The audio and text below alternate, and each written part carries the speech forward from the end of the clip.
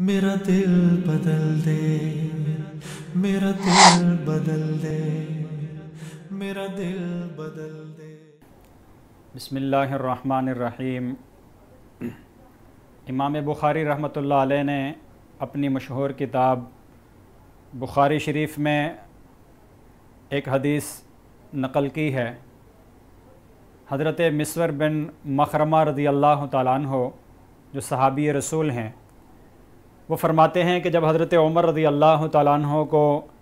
خنجر مارا گیا، آپ زخمی ہو گئے، 5 دن اسی حالت میں آپ رہے، تو خنجر لگنے کے بعد جو 5 دن حضرت عمر رضی اللہ تعالیٰ عنہ نے گزارے، ان 5 دنوں میں آپ بہت زیادہ غمگین، بہت زیادہ گھبرائے ہوئے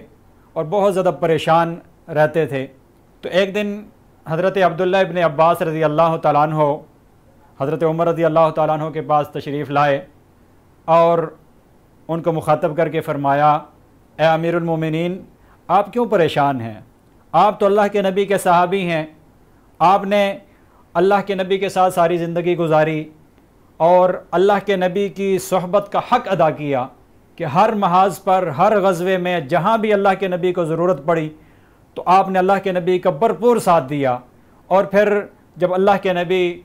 ہم سے جدا ہوئے، دنیا چھوڑ کے تشریف لے گئے، تو اس حالت پر تھے کہ اللہ کے نبی آپ سے خوش تھے، وہ آپ سے راضی تھے۔ پھر اللہ کے نبی کے دنیا سے تشریف لے جانے کے بعد حضرت ابوبکر رضی اللہ تعالیٰ عنہ خلیفہ بنے مسلمانوں کے، تو آپ نے ان کا بھی بھرپور ساتھ دیا۔ ہر جگہ جہاں بھی ضرورت پڑی تو آپ نے حضرت صدیق اکبر رضی اللہ تعالیٰ عنہ کو بھرپور ساتھ دیا۔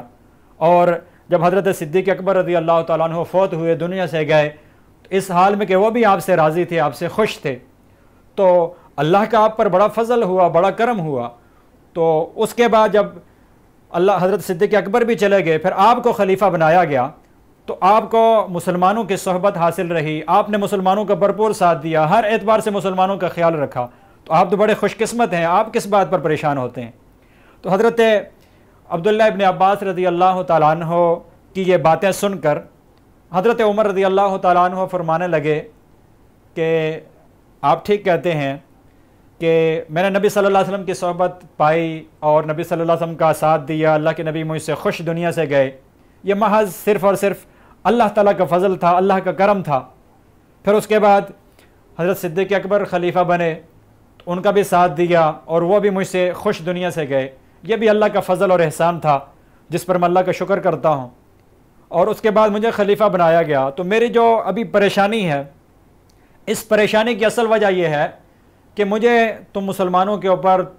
خلیفہ بنایا گیا تھا، تو آیا میں نے خلافت کا حق ادا کیا یا نہیں کیا؟ تمہارے میرے اوپر حقوق تھے، ذمہ داریاں تھیں، تو آیا میں نے وہ ذمہ داریاں پوری کی ہیں یا نہیں کی؟ تو مجھے جو اصل فکر ہے، اصل غم اور کڑن اور درد ہے، دکھ ہے، وہ آپ لوگوں کا ہے کہ آپ کے اوپر جو مسئولیت میری تھی، آپ کے اوپر مجھے جو نگران بنایا گیا تھا، مجھے جو خلیفہ بنایا گیا تھا، تو میرے اوپر جو ذمہ داریاں تھیں، تو آیا میں نے وہ پوری کی ہیں یا نہیں کی؟ اس کے اوپر مجھے افسوس ہو رہا ہے، مجھے دکھ اور غم ہو رہا ہے کہ کہیں میرے سے کہیں کسی بھی معاملے میں کمی کوتاہی اور غلطی نہ ہو گئی ہو۔ اور پھر حضرت عمر رضی اللہ تعالیٰ عنہ نے فرمایا کہ اللہ کی قسم، اگر مجھے ساری دنیا کا خزانہ دے کر بھی، ساری دنیا کو سونے سے بھر دیا جائے اور وہ سارا سونا اللہ کے راستے میں دے کر، اللہ کے راستے میں وقف کر کے مجھے ان ذمہ داریوں میں جو کوتاہیاں مجھ سے ہوئیں تو ان کا اگر یہ متبادل ہو سکے، ان کا بدل ہو سکے اور میری ان کوتاہیوں کو معاف کر دیا جاتا تو میں ضرور ایسا کر لیتا۔ تو یہ حضرت عمر رضی اللہ تعالیٰ عنہ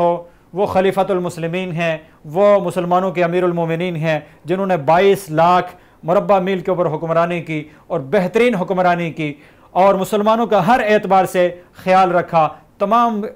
مسلمانوں کے حقوق کی پاسداری کی، ان کا خیال رکھا، ان کا لحاظ رکھا، اور یہ فرمایا کہ اگر فرات دریا کے کنارے کوئی کتا بھی پیاسا اور بھوکا مر جاتا ہے تو اس کا بھی جو باز پرس ہوگی، اس کی جو پوچھ ہوگی اور وہ عمر سے ہوگی۔ یہ بات ارشاد فرمانے کے باوجود پھر بھی ان کو اتنی فکر، اتنا غم تھا۔ آج ہم سوچیں، بالخصوص ہمارے حکمران سوچیں کہ انہیں اپنی عوام کی کتنی فکر ہے، اپنی رعایا کی کتنی فکر ہے، رعایا بھوکوں سے مر رہی ہے اور کھانے پینے تک ان کے پاس نہیں ہے، ان کے پاس بنیادی سہولیات تک نہیں ہیں، اور ہمارے حکمران طبقہ جتنا بھی ہے وہ سارا عیاشیوں کے اندر زندگی گزار رہا ہے،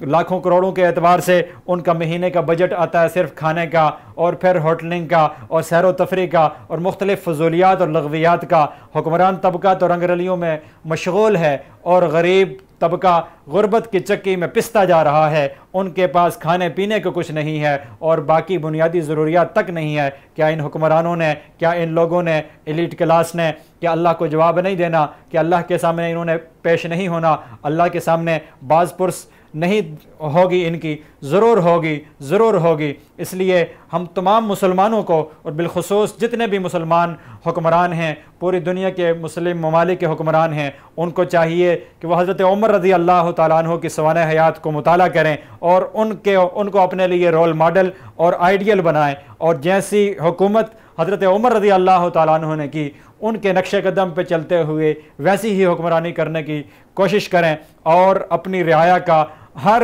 اعتبار سے خیال رکھنے کی کوشش کریں۔ اللہ رب العزت تمام مسلمانوں کو حضرت عمر فاروق رضی اللہ تعالیٰ عنہ سمیت تمام صحابہ اکرام کے نقش قدم پہ چلنے کی توفیق نصیب فرمائے۔ وما علینا الا البلاغ المبین۔